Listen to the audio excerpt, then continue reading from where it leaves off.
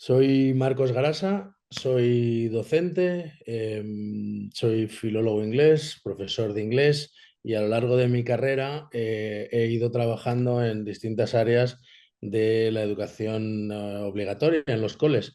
Y bueno, he dirigido departamentos, he dirigido etapas, he coordinado proyectos internacionales y en los últimos años estoy más dedicado ya en la universidad a la formación del profesorado y esa progresión un poquito, ¿no? de esa fábrica de docentes para darle un nuevo color a la educación.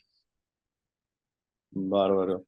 Che, y contame, eh, ¿cómo crees que se puede usar la inteligencia artificial para personalizar el aprendizaje de cada estudiante? Bueno, personalización de aprendizaje es una cuestión que engloba muchas posibilidades, ¿no? Desde las propias metodologías que apliquemos, desde la propia dedicación que aplique también el docente, o una parte más tecnológica en la que podemos hablar de plataformas o de analíticas de aprendizaje que nos permitirán, con una cultura basada en el dato, poder profundizar en las necesidades de nuestro alumnado y de ahí proveer de respuesta a esas necesidades. Pero ahora cambia el paradigma, llega la inteligencia artificial, el boom desde diciembre con el famoso chat GPT, pero claro, estamos fijándonos en una única inteligencia artificial generativa que, si bien ha servido para poder dar visibilidad a esto de la inteligencia artificial, es algo que viene haciéndose desde casi 50 años atrás, ¿no? Con los primeros ordenadores, quizás lo más famoso fue el Deep Blue, etcétera, pero si queremos trasladarlo a la realidad de poder mejorar los aprendizajes y la personalización de los alumnos, eh, vamos a tener que trabajar mucho desde el área de Machine Learning y de Deep Learning, ¿no? Cómo vamos a trabajar, cómo vamos a enseñar a trabajar con esos datos que debemos proveer. Ahí tenemos una parte técnica y una parte de cultura, ¿no? Creo que ahora mismo nos queda un poquito de tiempo todavía, porque aunque la parte técnica pueda estar, nos va a quedar la parte cultural con los docentes. A nivel mundial se está trabajando mucho en esa profundización de los docentes dentro del ámbito de las competencias digitales en todos los continentes, en Europa, en LATAM, en todos los continentes. Y creo que estamos en un punto en el que se está abriendo al público y las posibilidades son inmensas. En esa personalización vamos a poder trabajar desde los datos, empezar con los datos y poder alimentar las inteligencias artificiales con los datos que recabemos. A día de hoy creo que todavía debemos mejorar también esa parte de saber ese big data que producimos en los centros educativos, cuál es el fine tuning que tenemos que hacer, ¿no? El entender que un centro educativo entienda cuáles son los datos que son importantes y en los que debemos trabajar. La IA lo que nos va a acelerar es el proceso. Buenísimo, buenísimo. Eh, Te quería preguntar también si te parece que el uso de lo que es la inteligencia artificial, ya sea por un investigador, un educador, un alumno, si tiene que estar supervisado. Yo entiendo, bueno, ya tiene un sesgo, ¿no? Las propias inteligencias artificiales, y vuelvo a poner de ejemplo el chat GPT, que aunque hay otras que se están utilizando en los coles por los alumnos, pero bueno, el 90% de los chavales acaban utilizando el chat GPT, ¿no? Y ya tiene un sesgo por los propios programadores. Si probamos a introducir cuestiones sobre sexo, sobre drogas o sobre violencia, el propio ChatGPT nos dará un mensaje explícito de: lo siento, pero como modelo de lenguaje no estoy preparado para ofrecerte sobre este tema. Es un sesgo evidente de la programación y de lo que la propia compañía ha querido hacer. ¿Se puede trabajar de forma autónoma? Es muy sencillo, es un formato de chat. Entonces han ganado en esa interacción, han roto esa barrera. Han cambiado la forma de buscar en Internet. Ahora lo que deberíamos tener claro es si esta pequeña herramienta que nos cambia el paradigma, nos sirve también para cambiar la forma en la que evaluamos a nuestro alumnado, ¿no? Si yo puedo preguntar algo a que mi alumno puede acceder de forma autónoma es que mi hijo, mi hija de 9 años ya puede, ya le he enseñado un poquito cómo funciona esto del chat GPT, ¿no? Entonces ella misma puede trabajar. Si tiene ese control, ese sesgo, va a depender también de las edades en las que trabajemos con los alumnos. Pero la pregunta que yo me haría es, ¿nos preocupamos en el currículo educativo de formar al alumnado? ¿Trabajamos con un marco de competencia digital del alumnado? ¿Tenemos en los centros educativos un perfil digital del alumnado? Y con esto quiero decir, ¿está pautado qué herramientas se usan, por qué se usan, cuál es el objetivo? Si no, al final lo que tenemos son, bueno, ese que me gusta poco, ¿no? Ese concepto de nativos digitales que tienen fritos los receptores de dopamina porque están viendo todo el día y pasan horas. Y nos pasa también a nosotros viendo esos impactos directos, ¿no? A nuestros receptores de dopamina con esos pequeños vídeos de Instagram o de TikTok, etcétera. Entonces, ¿preparados técnicamente? Sí están los alumnos para utilizar esta tecnología. ¿Preparados éticamente? Creo que la sociedad en general tampoco está preparada. Está Creo bien. que nos falta un rango todavía Mm. para poder entender, ¿no? Hasta cuáles son los límites. Pero ha pasado también hace 10 15 años con la biogenética, ¿no? Es un poco quién pone los límites. El mundo occidental trabaja con unos protocolos éticos. China, por ejemplo, no tiene protocolos éticos, ¿no? Y pueden estar clonando genoma humano y está bien vistos por sus científicos. Creo que es más una cuestión cultural de acompañar a los alumnos. Ta- también te iba a preguntar, y me respondiste ahí cómo quedaba un poco el rol docente, ¿no? Y co- sobre cómo los docentes pueden incorporar el uso de la inteligencia en el aula. El uso de la inteligencia artificial en el aula tiene, si nos ponemos delante del espejo, va a tener siempre, ¿no? El proceso enseñanza-formación. Mm. Eh, ¿Me vas a perdonar un segundo? Como sé que lo vas a editar, me acaban de tocar en la puerta. Un No hay segundito. problema, no hay problema. O sea, Un nomás. segundo.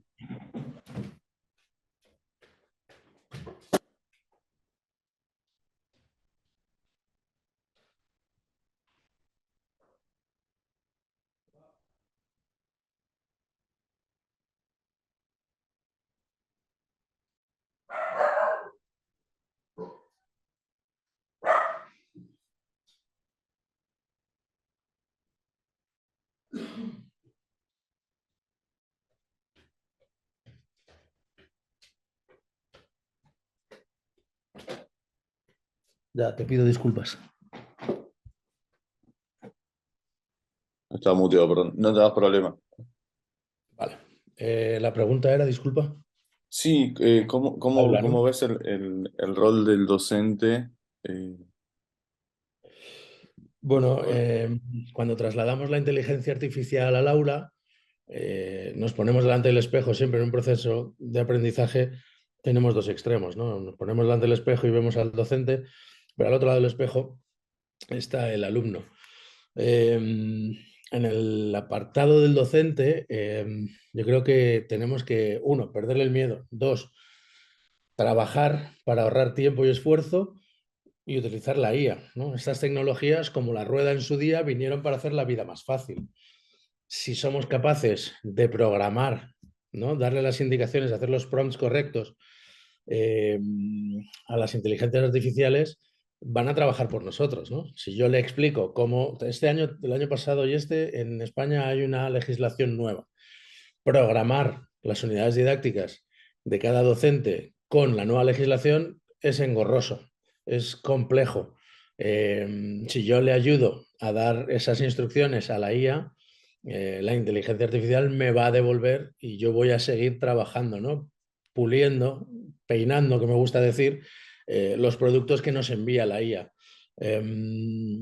Tenemos que entender que está para ayudar y mucho docente está pensando en que le está um, no sé cómo expresarlo bien, que está amenazando su trabajo porque están utilizándolo los alumnos para responder a sus preguntas. Lo que tenemos que cambiar es nuestro tipo de preguntas. Si una cosa se puede responder buscando en Google, no estoy midiendo competencia, no estoy midiendo ningún otro elemento, ¿no?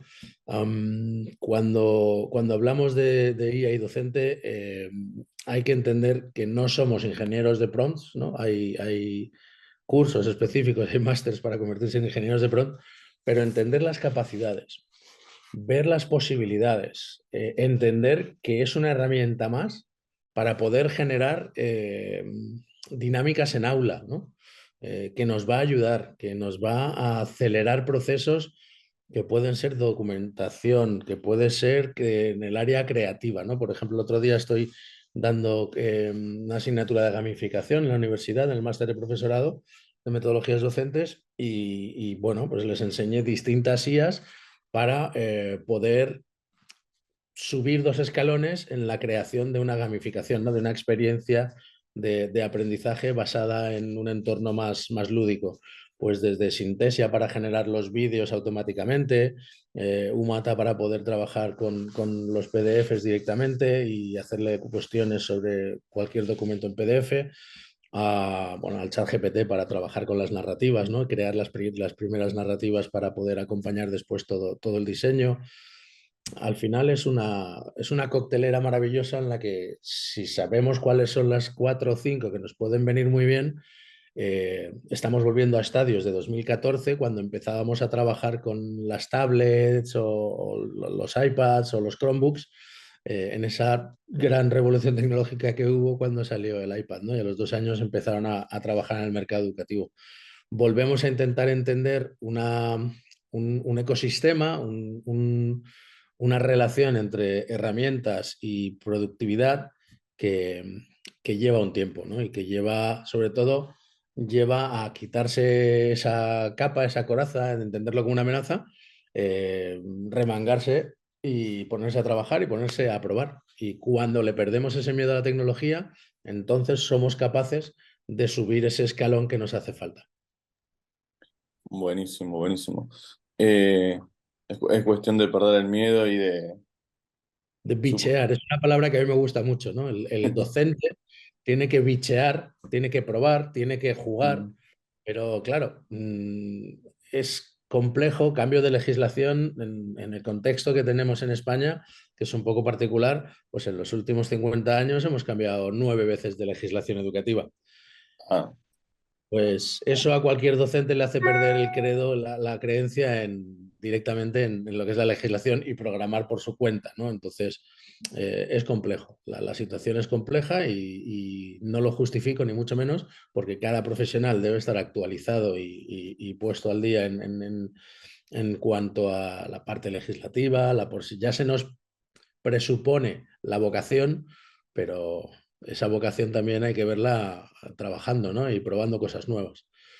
Creo que todo ha cambiado, creo que el mundo ha cambiado, no solo en los últimos años, sino que estamos cambiando a unas velocidades en las que no somos conscientes del cambio, porque son tsunamis, ya no son revoluciones, ¿no?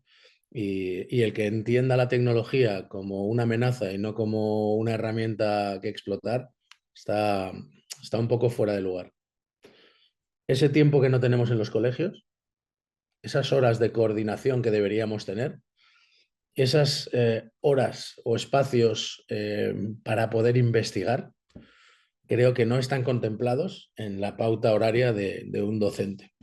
Esas 40 horas o 30 y tantas horas semanales que podemos estar en el centro, dependiendo si el centro es público, me parece que son 21, si el centro es concertado nos vamos a 25, más luego otras 5, que se quedan cortas, las complementarias, para poder trabajar en esta parte de investigar, en coordinar, en corregir, en hablar con los chicos, ¿no? En darles el apoyo a las necesidades. Creo que el sistema puede mejorar, pero que no es la limitación primaria de esta situación. La limitación primaria de esta situación es que hay que bichear y hay que dedicarle tiempo. Y sin eso, nunca vamos a entender qué es la inteligencia artificial o cualquier otra revolución o herramienta que venga a continuación. Sí, totalmente de acuerdo con lo que decís. Che, y te pregunto, o sea, en, en relación a lo que tiene que ver con la inclusión y la diversidad de la educación, o sea, ¿cómo vos crees que que la inteligencia artificial se puede usar para promover la inclusión? Digo, porque yo vengo, o sea, eh, está buenísimo la inteligencia artificial, pero hay tantas diferencias, por lo menos yo vivo en Argentina, y hay una brecha digital muy importante. La brecha digital es algo que nos ha pasado también en España y he trabajado también con otros países en LATAM y es verdad que las situaciones de partida no son las mismas, pero las realidades como sociedad sí. Entonces yo creo que con el tiempo vamos a encontrarnos los mismos problemas. La aceleración de quien viene por detrás es que ya ha visto los errores que han cometido los de delante. Entonces, en ese respecto creo que eso es simplemente cuestión de tiempo, ¿no? Tener infraestructuras, conseguir elevar a toda la población, ¿no? Yo recuerdo los tiempos en 2014-2015 cuando empecé a trabajar con tablets y era como me miraban muy raro, ¿no? En los coles donde iba a trabajar para el ministerio, porque estaba enseñando a los docentes a utilizar una tecnología nueva como eran las tablets. Pero claro, yo iba con las tablets y la mitad de las familias no tenían wifi en casa. Entonces, claro, era una situación un poco dantesca, ¿no? Un poco extraña para aquel entonces. Al cabo de los años, todos los centros se han equipado con conectividad. Los últimos estudios de este año marcan un 98%, 98,5% de hogares en España dotados con wifi. Número de teléfonos móvil por habitante, 3 líneas. Bueno, son cuestiones de que ya hemos hecho esa transición digital a nivel de infraestructuras y ahora viene el cómo lo utilizamos, ¿no? Me planteas también la cuestión de la inclusión y claro, tenemos una grandísima variedad, ¿no? de cuestiones por las que debemos trabajar o podemos trabajar la inclusión en aula.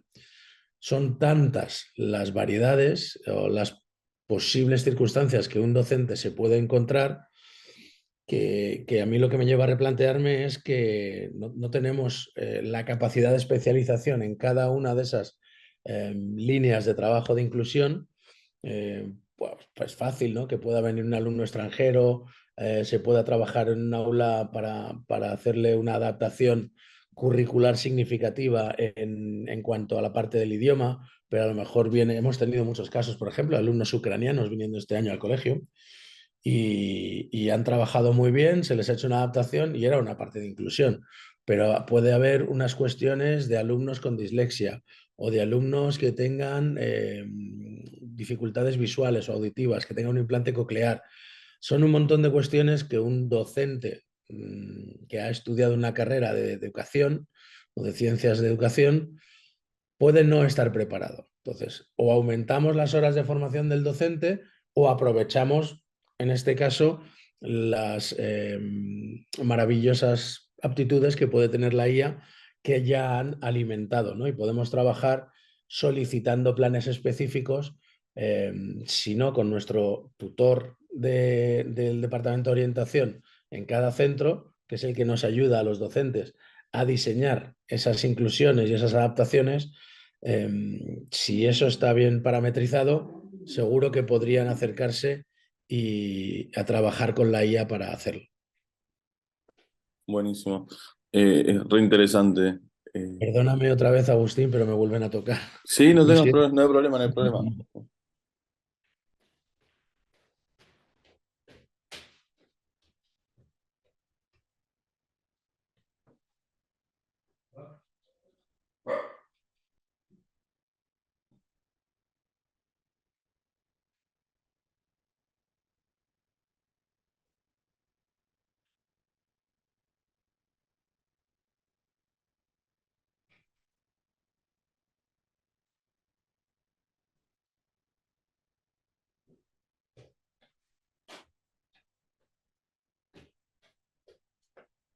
Agustín, perdóname, pero es que es la hora en la que pasan todos los couriers.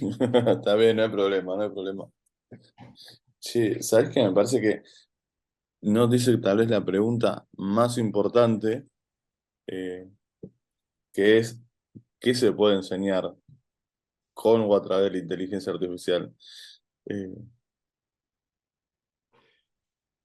¿Qué podemos enseñar a través de la inteligencia artificial? Yo creo que la inteligencia artificial, en la fase en la que estamos, tenemos que empezar a entender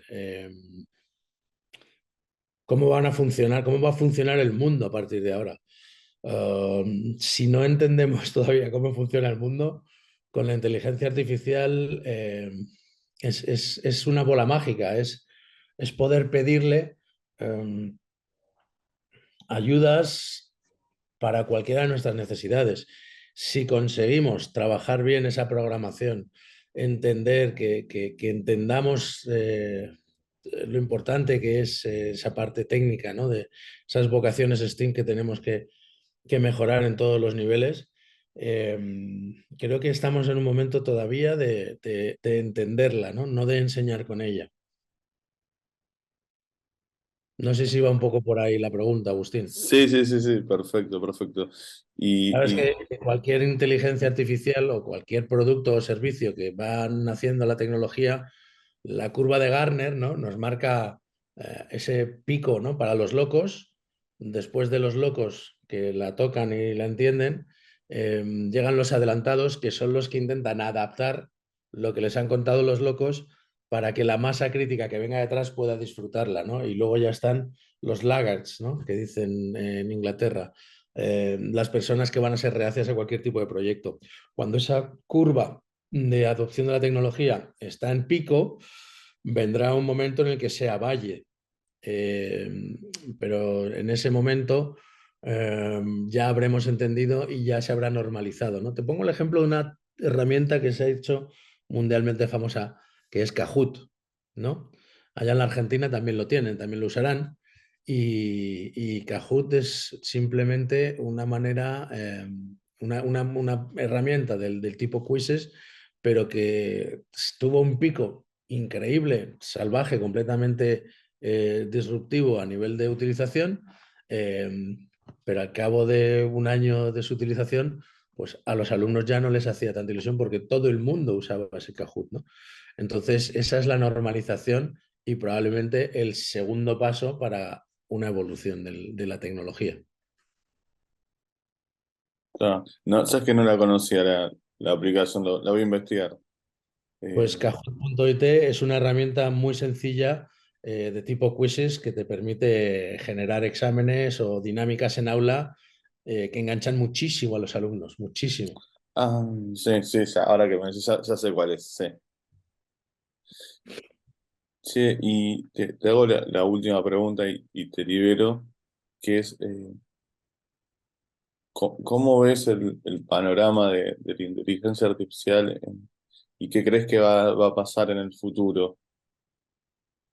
Pues yo creo que la inteligencia artificial, que ya lleva años con nosotros, porque hay inteligencia artificial sencilla y otra más compleja, desde un funcionamiento interno de un ecosistema como puede ser el de Google o el de Microsoft, que ha comprado distintas herramientas también, que están ya presentes y que estamos utilizándolas, ¿no? Esas preconfiguraciones que nos hace de respuestas, esas um, coincidencias o pasarelas que hay entre unas y otras aplicaciones, ¿no? Ahí hay mucha inteligencia artificial, pero no se ve, nos hemos acostumbrado a ella como si fuera algo muy sencillito.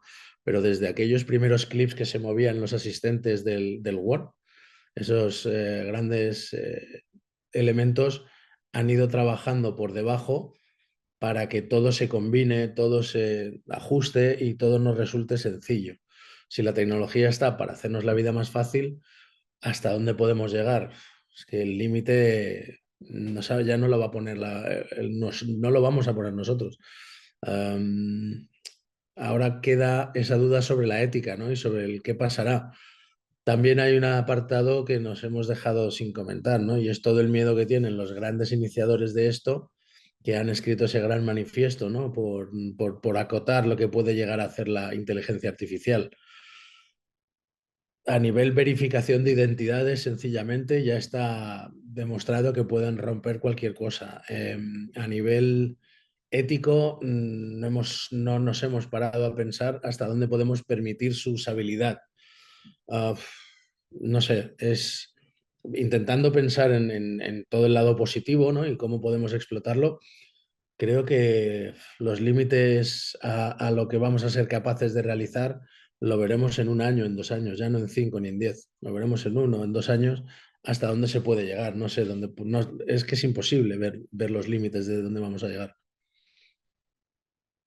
Mientras lo usemos para hacernos la vida más fácil, trabajar más efectiva y más eficientemente en educación, yo creo que podemos estar contentos. Pero sin duda alguna deberán trabajar en el área de analíticas de aprendizaje, seguro, y en el área de pautar también cómo trabajamos la tecnología con los alumnos, ¿no? No pensar tanto en la institución y en el docente, sino entender que al alumno alguien le tiene que explicar cómo trabajar con la tecnología. Buenísimo. Que es cierto esto último que dijiste. Es que esa es la cuestión de nativos digitales o inmigrantes digitales de Mark Prensky, Claro. que el título del libro lo he odiado siempre porque dicho eso se ha convertido en adagio y entonces no, es que yo soy inmigrante digital, yo no soy capaz de... No, lo que tienes que dedicar son horas, ¿no? Cuando uno quiere hablar inglés, ¿qué hace? Le dedica horas, ¿no? Y hasta que no te vas a Inglaterra, pues no terminas de hablar bien el inglés, ¿no? A Estados Unidos. Pero pasa lo mismo con la tecnología. Pasa es que nadie se ha preocupado de enseñarles a los chavales cómo funciona. Y como en esas edades están por encima del bien y del mal, cogen, agarran el celular y Mm. tienen su mundo. Y todo lo demás, en el momento en que les metes en la clase y no les dejas usarlo, les estás metiendo en una jaula, les estás aislando de su realidad. Ya lo decía Kilpatrick, ¿no? Hace más de 100 años. Acerca su realidad al aula y el alumno responderá. Si estamos desconectándolos de su realidad, tenemos que conseguir que su realidad incluya el buen uso, incluya um, la capacidad de aprender y de entender cómo se debe utilizar la tecnología. No solo las botoneras, que ya hay diseñadores y neurocientíficos, ¿no? Desarrolladores de software que trabajan en equipos con neurocientíficos para ser capaces de llamar nuestra atención, para trabajar nuestros neurotransmisores, ¿no? Disparar neurotransmisores, pues, oxitocina, dopamina, adrenalina, ¿no? Dependiendo de cómo nos enganchan con los propios juegos o aplicaciones, pero que los alumnos tienen que entender cómo funciona eso y nadie se lo está explicando. Entonces llegan completamente indolentes y cuando se dan cuenta pues ya han generado un problema, ¿no? Mm. Conocimiento. Sí, sí, sí, sí, sí. No sé, la prohibición de, bueno, no uses, no. Y también no sucedió algo parecido con Google, cuando, con el surgimiento de estas páginas, cuando uno podía buscar información también. Claro, y no es más cierto que tenían que habernos enseñado a cómo usar Google, Claro. ¿no? Para hacerlo en un apartado académico o para... Sin embargo, lo que hacían era prohibírnoslo, ¿no? Ya nadie va a las bibliotecas, ya no hay bibliotecas ya. O sea, hay bibliotecas, pero nadie va a consultar un libro, ¿no? Yo trabajo con muchos trabajos de fin de máster al año, como director de trabajos de fin de máster, y las referencias, el 95% de las referencias son URLs en trabajos de investigación de 120 folios. Y el que te lo pone por la editorial, pues vale, ¿cuántos lo has tocado? No, no lo he tocado, pero lo vi. Entonces, saber buscar, que me enseñen a saber buscar bases de datos académicas, que me enseñen a citar según las convenciones o de MLA o de APA, que me enseñen a buscar citas originales, a buscar eso es lo que tenemos que enseñar, ¿no? No tanto prohibir el uso de... Creo que por ahí van los tiros si queremos avanzar todos, ¿no? En educación. Genial, genial. Bueno, nada, es re interesante el tema, o sea, es como que se puede seguir Sí, un sí, podemos estar. montón. Eh, te iba a decir, sí, yo a veces pienso. esto que mencionaste vos también del parate que estaban pidiendo los desarrolladores, y decir, bueno, che, ¿qué va a pasar? Es como que también genera un poco de ansiedad. Eh, nos van a dominar las máquinas, ¿viste? Cuando decís... Bueno, yo por si acaso tengo preparado el coche con todo lo necesario salir corriendo a la montaña, pero eso ya son mis gustos personales de viajar. Pero no, yo creo que como todo, ¿no? Pues habrá mucho tiempo en el que sepa entender la inteligencia artificial estará por encima en posibilidades de acceso a muchos elementos. Pues nada, es otra alfabetización. Lo que antes sucedía cada ciento y pico años o cada 500 años, ahora va a suceder cada 4 años como mucho. Claro. Sí, Es que sí, es. dentro de poco la inteligencia artificial, o sea, ya está la tecnología para implantarte, ¿no? Ya tenemos el text to speech. Si yo me pongo un receptor o un chip en cualquier sitio y me pongo las gafas o ni eso, un implante de córnea, una lentilla, que también existen, pues ya, ¿qué quieres? Ingeniería, ¿no? O sea, ya tienes los Claro, dispositivos contigo. Samsung me consta que está pensando ya en que los dispositivos no sean los ordenadores, que sean los teléfonos. Y que tú llegues a una pantalla, pongas tu teléfono cerca y trabajes, ¿no? Entonces, esa es bueno, toda la potencia en la que Samsung está ahora poniendo su trabajo, un diseño. Van a hacer mejores teléfonos porque tienen mucha más venta, porque trabajan mucho más en esa línea y porque les da, pues eso, ellos buscan su rédito y el usuario al final busca la personalización. claro. Si juntas esas dos cosas, eh, vamos a ver hasta dónde somos capaces de personalizar el acceso a la tecnología, ¿no? Sí, sí, Google, ¿qué es lo que quería? Que todo el mundo tuviera, con el proyecto Balloon, que todo el mundo tuviera conectividad. Si todo el mundo tiene conectividad y va a entrar a Google, yo soy el más grande, ¿no? sí, Pues cada una de las grandes tecnológicas, pues va tirando un poco hacia su línea de trabajo. Eh, claro, Apple acaba de sacar el banco, Google acaba de crear el banco online, Google acaba de sacar su propia criptomoneda. ¿Hasta dónde vamos a llegar? No lo sé. Es que no lo sé yo, no lo sabemos, ¿no? Es como ver a Julio Verne escribiendo a finales de 1800 también, ¿no? sí, Es eso, estamos haciendo predicciones de algo que no sé en qué punto está el chat GPT de hoy, ¿no? En la versión pago yo no la he cogido, pero no me hace falta, pero si profesionalmente me dedicara a la generación de contenidos, vamos, desde el día uno la habría comprado la versión. Am, en ediciones de vídeo, el otro día estuve viendo ediciones de audio, todos los cortes de una grabación que luego tenemos que postproducir en audio. Hay otra inteligencia artificial que te lo hace automático y es como tú puedes invertir una hora y media en ese trabajo y hay otra IA que te lo hace en 15 segundos, 20 segundos. fa- Eh, es que estamos en otro nivel, ¿no? sí, Entonces, sí, es como, es como ver dibujos de los 50, ¿no? Americanos, en los que había robots de servicio corriendo por la casa, ¿no? sí, Pero bueno, sí, creo que esa parte de humano a lo mejor es en lo que se tiene que trabajar. Uno, en la parte ética. Y dos, creo que era Elon Musk el que estaba trabajando también en un proyecto de un androide, como tal, un androide, que va a trabajar con inteligencia artificial conectada. ¿Cómo de bueno puede ser eso? Pues puede ser fantástico si ponemos ese androide en una residencia de ancianos, o puede ser fantástico si lanzamos una contraofensiva para recuperar el Donbass en la guerra de Ucrania, pero es que depende de lo que trabajemos con esa inteligencia artificial, ¿no? Y cómo queramos emplearla. La tecnología es tecnología, el problema está en quién la empuña, ¿no? Como las armas. tal cual, que es cierto eso. Genial. Eh, bueno, te agradezco por tu tiempo y no quiero que se corte y quedar ahí. No, te agradezco por el tiempo y la verdad que todo lo que dijiste es re interesante, o sea, y te hace pensar un montón. Es que estamos en tiempos de cambio y como te quedes atrás, no lo sé, es que la ventaja la tiene el que sí entiende lo que está pasando, ¿no? Y Claro. no tenemos que ser ingenieros de desarrollo, quiero decir, tú sabes cómo es Norbert, ¿no? Lo conoces. Sí, sí, sí, sí.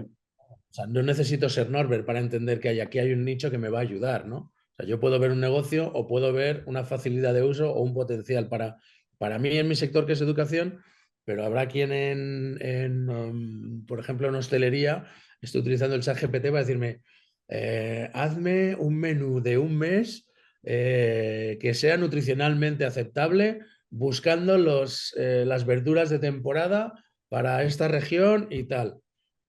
Sí, Esa frase te puede ahorrar, no lo sé, cuánto dinero, ¿no? Al mes. sí, sí, Para sí. este ejemplo que es tontísimo, o el que he puesto antes de la programación, ¿hasta dónde podemos estirarlo en cada una de nuestras personalidades, ¿no?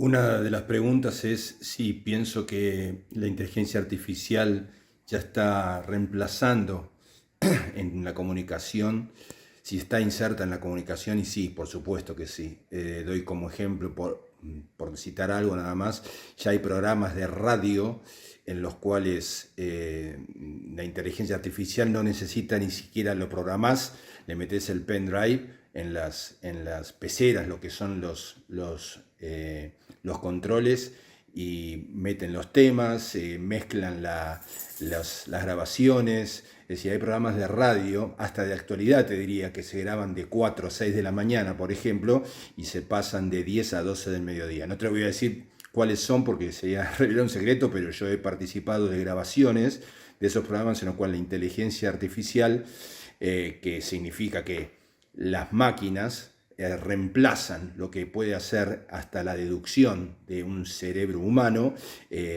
trabaja en este caso en los controles de un programa de radio. Vamos a ver cómo se mide la inteligencia artificial en personas, y hay que ser cautos desde los medios para eso. Estaba pensando también en el deporte, cómo se utiliza para sacar ventajas.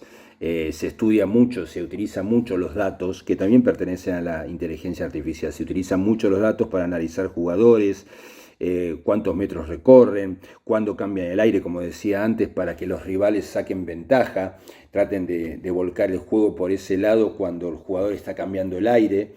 Es decir, hay un montón de cómo pisan los jugadores, sea de fútbol, o sea de básquet, o sea de tenis, cuándo se fatigan. Nadal, por ejemplo, que tiene un físico privilegiado y siempre tiene una tendencia a jugar muchas horas, porque lo suyo es el esfuerzo y es la potencia física. Nadal, por ejemplo, cuanto más tiempo llevaba los partidos, más ventajas sacaba, porque los rivales se agotaban antes. Bueno, eso también forma parte de un estilo artificial, de una inteligencia artificial. En esto fue una avanzada en los 70, Martina Navratilova, sin que se considerara aquellos primeros regímenes de computadoras como inteligencia artificial. Hoy sí, directamente se lo llama así. Los desafíos éticos que puede presentar la inteligencia artificial me parece que son varios. Uno de ellos es en los medios de comunicación tener el cuidado. Yo estaba escuchando, por ejemplo, hace varios días el caso de un ciudadano japonés. ¿Por qué vamos a Japón y a Oriente? Porque ellos son los que están más desarrollados con este tipo de software de inteligencia artificial aplicado. Estaba leyendo el caso de un ciudadano japonés que ¿qué hizo? Metió toda la información que podía hacer en un software que podía conseguir con respecto a su abuela. Fotos, audios que tenía de sus archivos, información que le pide sobre características de la abuela. Todo eso da una mixtura, un collage, en el cual la inteligencia artificial adopta, a través de una imagen también, la personalidad, en este caso, de la abuela de este japonés. ¿Y qué pasó? El japonés se le pusieron los pelos de punta cuando él sentía que estaba hablando con la abuela. Para mí hay que ser muy cuidadoso con esos temas, y ahí está por eso se habla tanto en los últimos 2 o 3 meses de inteligencia artificial. Ahí está el peligro de para qué se la puede utilizar, especialmente en los medios de comunicación. Si ustedes buscan en Google, van a encontrar que hace un par de semanas se hizo en un headbox de inteligencia artificial, se hizo un ensayo con las características de Marcelo Tinelli y salió cualquier cosa, cualquier cosa. De hecho, algo que no tenía nada que ver con Marcelo, con lo cual al ser, se manejan algoritmos, se manejan cosas que responden a los datos que uno va cargando en un programa, no son totalmente fidedignos, al menos en esta primera etapa. Y sobre todo cuando estamos hablando de personas, cuando estamos hablando de datos fríos, como se utilizan en el deporte, por ejemplo, la inteligencia artificial hace que en los análisis deportivos, por ejemplo, un deportista cambie el aire a los 10 minutos en básquet del primer cuarto, o que nada, un montón de cosas que se pueden utilizar para que no salga así. Si uno entiende por inteligencia artificial, o se considera que es muy amplia, muy amplia. Hay muchas cosas que se llama inteligencia artificial, y para definirla digamos que son todos los elementos tecnológicos que dan la posibilidad de suplantar, sea el razonamiento o las acciones intelectuales y de hecho y físicas de los hombres. O sea, si te vas a la definición, la inteligencia artificial es desde un robot hasta una cafetera, pero dándole el sentido que hoy se le da a la inteligencia artificial, me parece que en la comunicación hay muchos desafíos. Una, los análisis de ya sea políticos, deportivos, económicos, sociales, de lo que fuera, que pasan por el raciocinio y la opinión subjetiva de los seres humanos, eso no lo tiene la inteligencia artificial. Como decía antes, por ejemplo, hay rotativos de radios AM que están hechos con inteligencia artificial. Inclusive en Rusia y en Japón hay noticieros, como si acá fuera Telenoche o Telefe Noticias, conducidos por personas virtuales, periodistas virtuales, a los que les cargan todos los elementos de la actividad del día y ahí desarrollan el noticiero. Esto pasa en Japón y en Rusia. Si ustedes entran a Google seguramente lo van a poder ver. ¿Cuáles son los desafíos para mí dentro de lo que es la comunicación? Darle eso que no pueden hoy en día, por ser tan automáticos, generar la inteligencia artificial. Por ejemplo, el tema de la subjetividad en cada una de las noticias. Ese es un tema, un desafío. Un beneficio es que hay un montón de situaciones en las cuales los servicios que le da la inteligencia artificial a un periodista sirven y muchísimo. Por ejemplo, yo cuando voy a hablar de un tema me fijo en la inteligencia artificial, cuáles son los temas más interesantes, más buscados, cuáles son los que me llevan a mí, en un caso de una página web, a hacer doble clic en el título. Es decir, eso simple es la inteligencia artificial. ¿Qué más te da la inteligencia artificial? Básico, Google. Google es uno de los elementos más fuertes que tiene la inteligencia artificial. Es lo que antes tenía que yo ir a una hemeroteca o a la redacción de un diario o al archivo de una revista, hoy te lo da Google en tu casa. Con lo cual el beneficio es muy grande, es muy grande.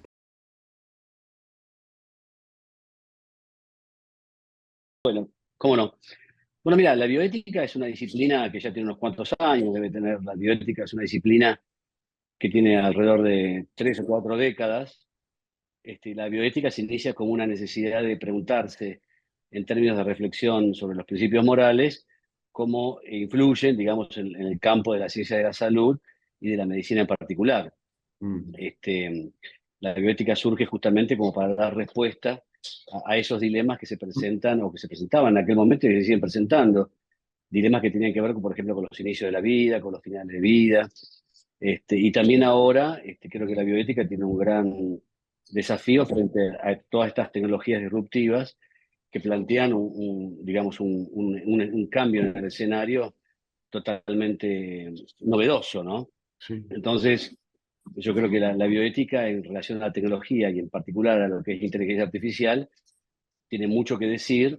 Ahora te cuento algunas de las cosas que se están haciendo, que se hicieron, porque justamente digamos, los avances de la inteligencia artificial en medicina requieren tener un marco regulatorio de determinados principios y valores que orienten el desarrollo, digamos, del avance todo lo que es investigación en manejo de datos y en inteligencia artificial.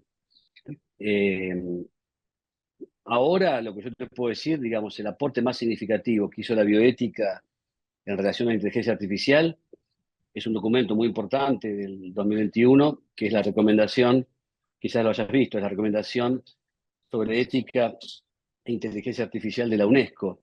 Es el primer instrumento internacional vinculado a la bioética que indica algunos principios orientadores, algunos valores, y también establece algunas responsabilidades a los estados en cuanto a las regulaciones necesarias para el desarrollo de todos los procesos de inteligencia artificial. Este creo que es un documento, me parece que de consulta permanente, poco conocido realmente, Sí. pero yo creo que UNESCO está avanzando bastante ahora en tratar de hacer conocer cuáles son los principios, los valores y las recomendaciones éticas sobre la inteligencia artificial. Ahora bien, en el campo de lo que es concretamente la medicina, Sí. no es que es un tema que se viene, sino que se viene desde hace mucho tiempo.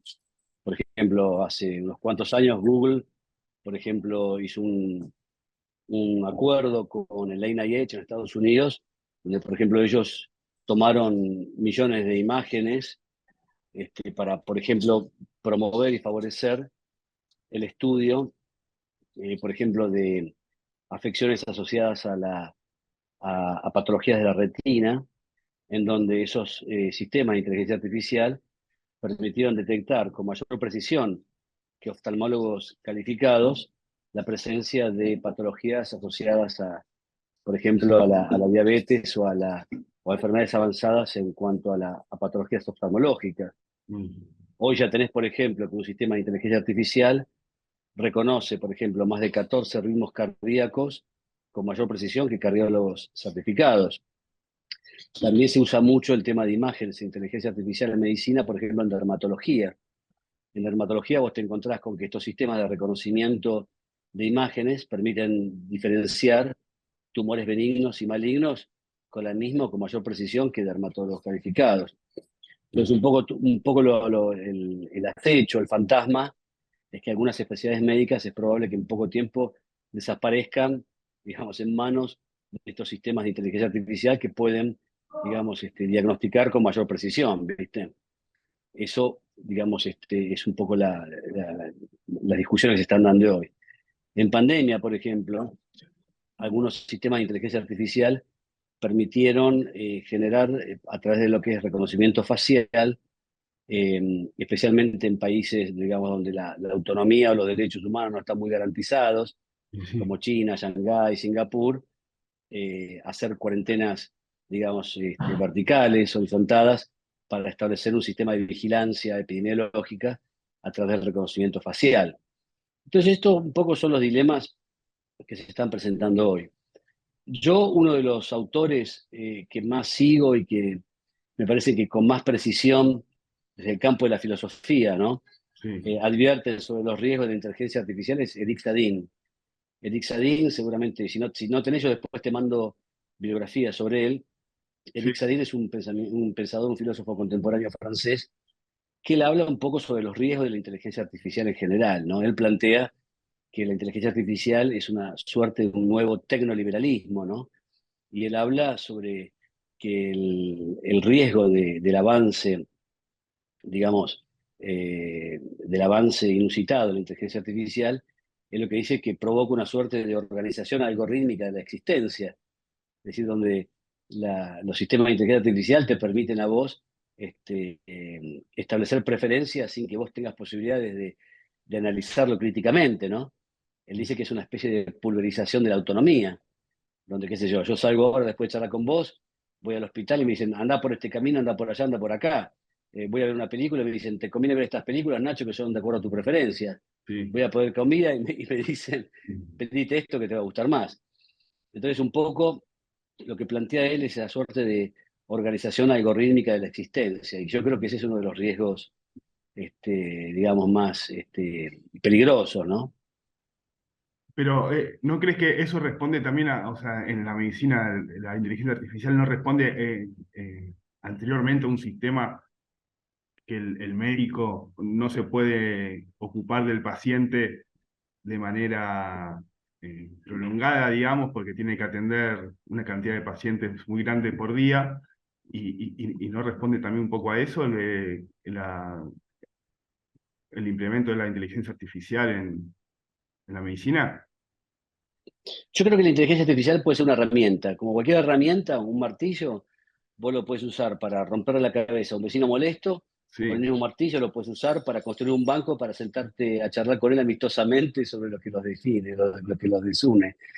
Pero, a ver, yo creo que Watson ya decía, Watson, uno de los creadores de IBM, hace muchísimos años atrás, decía, las máquinas no nos van a poder reemplazar, lo que pueden hacer es darnos más tiempo para evitar esas actividades, como decís vos, repetitivas, autónomas, y nos pueden dar la posibilidad de tener más tiempo para pensar. Yo lo que creo es que en una relación médico-paciente hay dos aspectos que son fundamentales, que son la presencia, el contacto y la escucha. Entonces yo lo que creo es que un sistema de inteligencia artificial, espero, ¿no?, que nunca pueda reemplazar esas relaciones, ¿viste?, interpersonales, donde hay un encuentro, donde hay posibilidades de escucha, porque frente al fantasma, digamos, del dominio de las máquinas por las personas, hay habilidades humanas que yo estimo y espero que no van a poder ser reemplazadas. Una de ellas justamente es el sentido ético, la valoración crítica sobre los principios morales, y otra es el sentido de compasión, ¿no? Compasión no en el sentido de lástima, de misericordia o de piedad, sino ese sentimiento de apertura o de sensibilidad frente al sufrimiento ajeno, viste, seguidos de un deseo de querer ayudar y aliviar a esa persona. Sí. Y en este punto yo creo que es donde la inteligencia no va a poder suplir a las personas, pero sí, yo creo que hay que comprenderla en términos aristotélicos, es decir, en un justo medio, utilizarlas, digamos, de alguna forma poder decir que tenemos que ser amos y no esclavos de la tecnología. Mm. Entonces, si a vos te sirve sistema de inteligencia artificial que te permitan condensar datos, porque vos fíjate que después de la pandemia, el 2020, la ley de Moore se pulverizó. La producción médica y científica se reproduce cada 72 horas. Antes era cada 5 años. Entonces, ninguna médica, ningún médico van a poder estar actualizados con ese cúmulo de información. Entonces, ahí es donde yo veo que la inteligencia artificial puede ayudar, digamos, a comprender y a sistematizar la magnitud de datos, pero nunca reemplazar digamos, esa actitud interpersonal que se requiere y es necesaria en un encuentro tan humano como es entre dos personas que se necesitan mutuamente, ¿viste? Y lo que vos mencionabas del documento de la UNESCO, eh, eso tiene algo, o sea, es un documento, digamos, es una guía, pero en los países no tiene ningún tipo de legislación, digamos. Bueno, es una buena pregunta. Es una recomendación. Como toda recomendación, no es un instrumento, digamos, del derecho internacional de derechos humanos que te obligue como Estado, como una convención o como un tratado, por ejemplo, como el Pacto Internacional de Derechos Económicos, Sociales y Culturales. Pero Sí. es una recomendación que tiene mucho peso porque también obliga a los estados a presentar informes, no me acuerdo si eran cada 4 o 5 años, sobre cómo van siendo los procesos de implementación de los sistemas de inteligencia artificial en todos los estados. Entonces yo creo que más allá de técnicamente lo que se denomina soft law o derecho suave, es una recomendación que tiene impacto y debe tener impacto en las políticas públicas vinculadas y mucho más en salud, en todo lo que es salud digital y en medicina. Y yo creo que eso es un elemento, un instrumento que debe tenerse presente, ¿no? Y acá en Argentina, en cuanto a legislación de relación de medicina y inteligencia artificial, ¿cuál es el estado de, si hay algún tipo de legislación, digo, o es todo muy reciente? ¿Cómo es cómo está ese escenario, digo? Bueno, Manuel, el escenario normativo actual no hay digamos, una regulación específica en cuanto a inteligencia artificial. Hay, digamos, normas que aplican tangencialmente. Yo te podría decir que una norma que aplica puede ser la Ley de Protección de Datos Personales, porque uno de los riesgos también de la inteligencia artificial es digamos, la pulverización de la confidencialidad, de la intimidad, cuando los datos de salud se dan, digamos, a conocer en forma así liberalizada. Entonces, a pesar de que no hay una legislación especial, específica sobre IA me voy a referir a inteligencia artificial, ¿no? Para hacerlo Sí, más sí, simple, sí, sí, sí. pero la ley de protección de datos personales, algunas regulaciones que están en la ley de derechos de los pacientes, que es la ley 26.529, algunas disposiciones del Código Civil que establecen especificaciones sobre consentimiento informado, sobre confidencialidad, sobre intimidad, en las relaciones médicas aplican, digamos, de modo tangencial. Pero insisto, yo creo que a pesar de que no hay una regulación expresa, yo creo que la recomendación de UNESCO es un elemento que hoy tenemos y que debería ser útil y debería ser aplicable, ¿no? Y desde la bioética se plantean van a ser los desafíos a futuro, digamos, en cuanto a la IA. Sí, sí, sí, totalmente. En cuanto a IA, los desafíos desde la bioética son varios. A ver, en primer lugar, un tema clave es el tema de la protección de datos, el tema de confidencialidad, el tema de intimidad. Y otro tema desde el punto de vista de la bioética es un tema clave que lo plantea también la recomendación de UNESCO, es el tema de la transparencia. Sí. ¿Qué quiere decir la transparencia? Vos sabés que los sistemas de inteligencia artificial tienen especialmente lo que es deep learning, aprendizaje profundo y todo lo demás. Ahí hay un tema es que lo que se denomina la caja negra. Es decir, vos podés hacer un input de datos, te dan un resultado, pero lo que no sabés es cómo el sistema de inteligencia artificial arribó a ese resultado. Entonces, lo que se requiere ahora en este principio de transparencia es que pueda ser accesible cómo los sistemas de inteligencia artificial de IA arribaron a esas conclusiones. Eso es un poco lo que se denomina caja negra y la necesidad desde el punto de vista de la bioética de tener transparencia a esos sistemas. Es decir, que podamos saber cómo esos sistemas arribaron a determinadas conclusiones. Pero, Otro tema también que, sí, no, perdón, sí, sí, sí, sí, sí, sí. no, decime, hermano, decime. No, porque esa caja negra tiene que ver que la IA llegó a cierta conclusión eh, mediante datos de pacientes, digamos, a eso se refiere, o sea, con historia Sí, sí, clínica de claro. pacientes. Sí, sí, accede a datos diagnósticos, ensayos clínicos, y millones de cantidad de datos. El tema de la caja negra es que no se sabe cómo pueden arribar a determinadas conclusiones. Entonces, lo importante es saber cuáles son los mecanismos de interpretación y de aplicación para llegar a esos resultados. Por eso se denomina caja negra. Muchas veces no se saben cuáles son los procedimientos por los cuales se llega a esos resultados. Entonces, el principio de transparencia creo que es clave. Otro principio que también es muy importante es la supervisión. Es decir, el principio de supervisión, Manuel, significa que todos estos sistemas deben estar siempre supervisados por humanos, por personas, para evitar que esto, digamos, tenga, digamos, una suerte de reproducción autómata en donde no haya una supervisión humana. Y esto lleva a otro principio que también es fundamental, que es evitar los sesgos de reproducción. Vos sabés que los sistemas de inteligencia artificial se nutren de datos y esos datos son incorporados por personas. Entonces, allí, por ejemplo, te cuento un caso, en una universidad de Estados Unidos, un sistema de inteligencia artificial suplantó al personal administrativo que realizaba los criterios de admisión en una universidad. Cuando se demostró la eficacia, se demostró que tiene una Perdón. eficacia del... ¿Sí, me escuchás? Sí, sí, sí, sí, pero te escucho, sí, sí. Te decía que este sistema de admisión de inteligencia artificial a universidades americanas tenía una eficiencia del 95%, pero después demostraron que tenía sesgos de reproducción de discriminación. Por ejemplo, en la admisión había sistemas de sesgos de discriminación, por ejemplo, a población negra y a mujeres. ¿Cuál es el tema?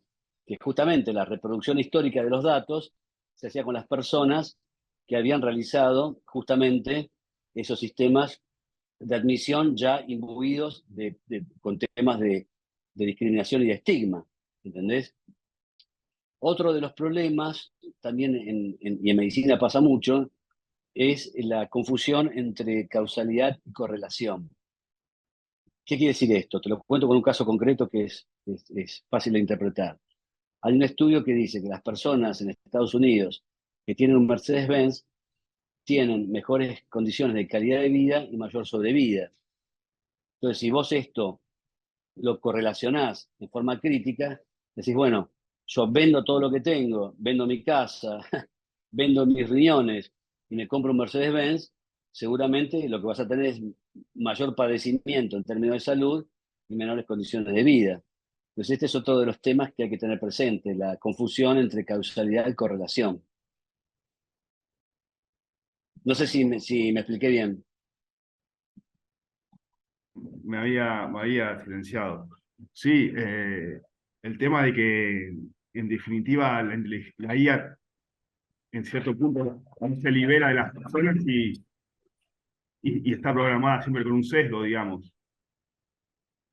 Claro, porque el sesgo lo producen las mismas personas que alimentan, ¿eh? Sí, Lo que es deep learning, aprendizaje profundo, se alimenta con datos que ya tienen un sesgo previo.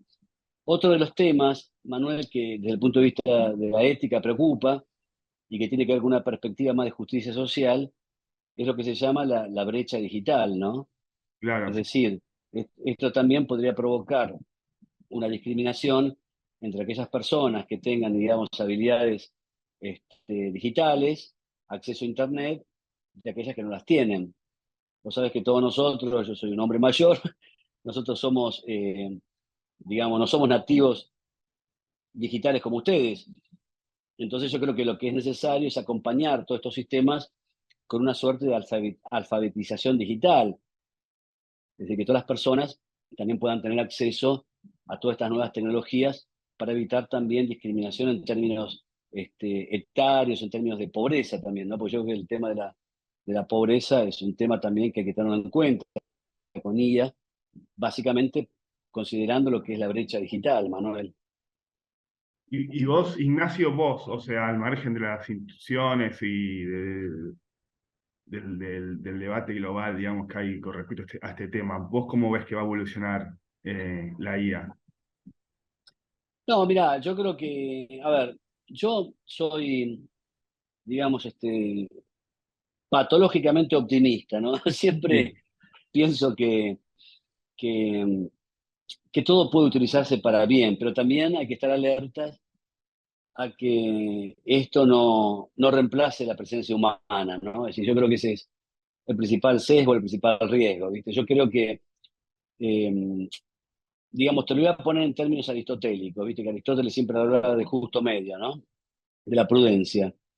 Yo creo que aquí es clave, digamos, ni tecnofobia ni tecnolatría, ¿no? Yo diría tecnosabiduría, utilizar un punto medio. Yo creo que aquí la clave es que tenemos que ser amos y no esclavos de la tecnología.